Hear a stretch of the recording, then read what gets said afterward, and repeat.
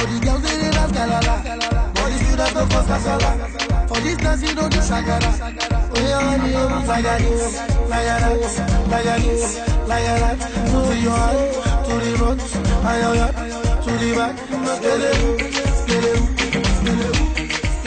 Today I'm sharing some stuff about my little beginnings. In my everyday routine, I try as much as possible to use natural handmade products. My skin is sensitive, so I make most of my skin products myself. In that way, I'm very sure about what I use on my skin and my scalp. When I started making my own batch of soap, it was so much in small quantities, because I made them specifically for my personal use. I played a lot with black soaps, I played a lot with basic soap recipes for very small batch, and it worked well for me. So the most important thing about my soaps is the kind of oils I use, the kind of essential oils I use, and note that every essential oil has a specific benefits to the skin or anything you want to use it for. So I made sure I found the right oils for the right purpose of what I wanted it. I use ingredients that I have tested over a period, like I mentioned earlier, so it's very safe for me to know the kind of soap I want to make and the kind of oils and butters I want to use.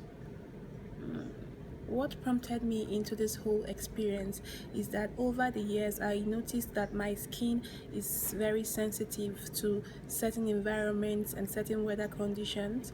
So it made me start to create products that were very suitable for my kind of skin. My skin is dry, it can be oily at times, it just depends on what's happening at that time, weather, environment, and maybe stress. So today I'm sharing the basic ingredients I use for my small batch of soap, the measurements too. What I'm sharing today would help you if you want to start making your own soap products yourself.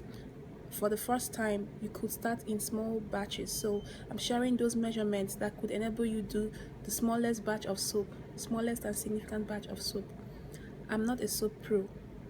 I'm not a DIY pro. But I know what I want, so I go for it. I'm just someone that takes time to create what is suitable for my skin, what is harmless for my skin, what is natural for my personal care. If you want to know more about soap making, safety, processes and all that, visit www.soapqueen.com, or you can check out the YouTube page Soap Queen TV.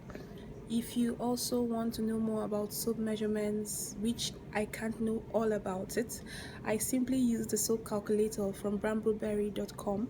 It gives you specifications on the kind of butters you want to use, the kind of oils you want to use, the kind of soap you want. Soap calculator helps you put the right ingredients in your soap batch. It helps you know what you want in your soap.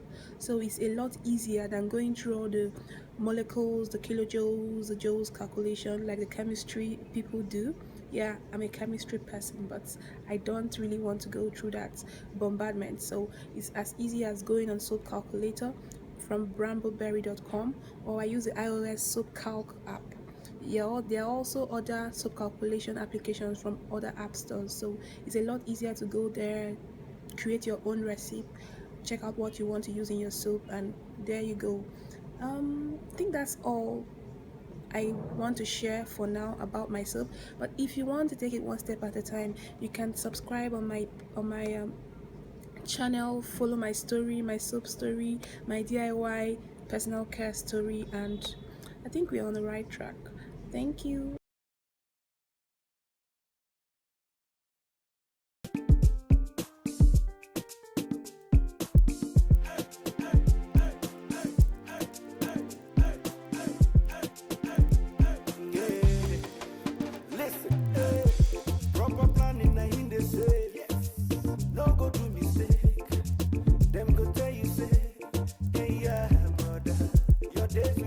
Your future great, brother, no story.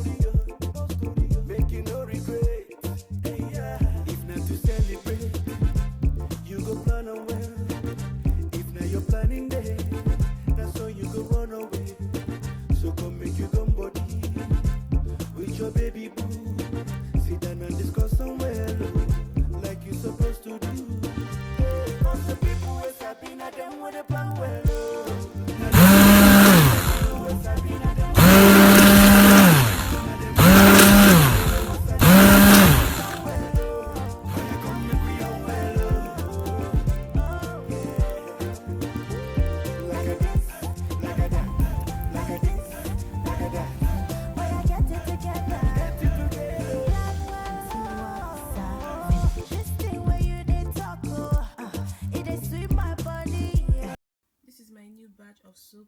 It took me less than 10 minutes. As long as you assemble all the ingredients, mixing process doesn't take any time. So I finished it at around 9 p.m. last night, and it's already 7 a.m. today. So I'm going to take it out, allow air to help it react completely. This whole reaction process will take about 2 weeks. This is to complete the saponification process and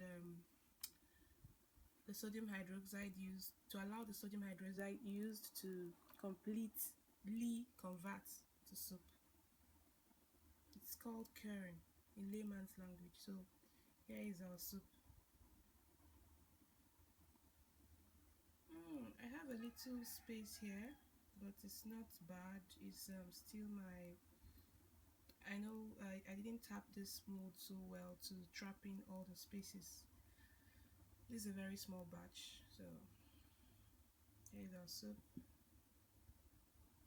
and here is another one. Just to. I actually wanted to know how well this soup will lather. It will show me even now. So I brought water. You can see I already touched the soup a lot. Okay, for okay, let's just do this.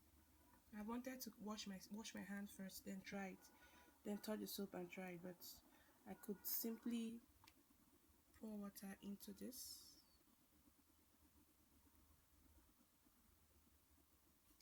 and try to wash it.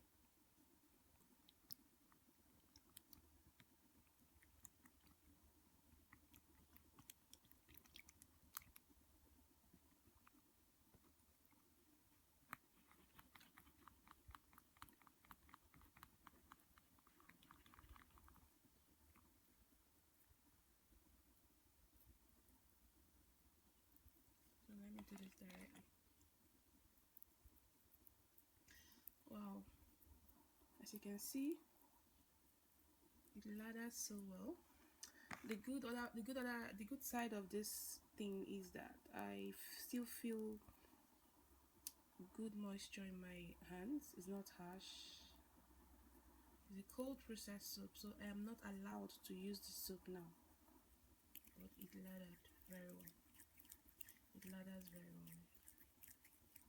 So here is my new soap. It contains all the natural stuff.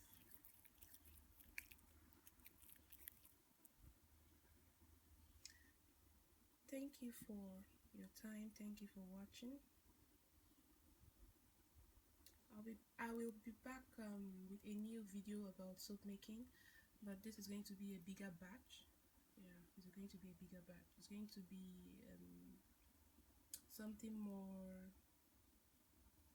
exciting. Have a good day.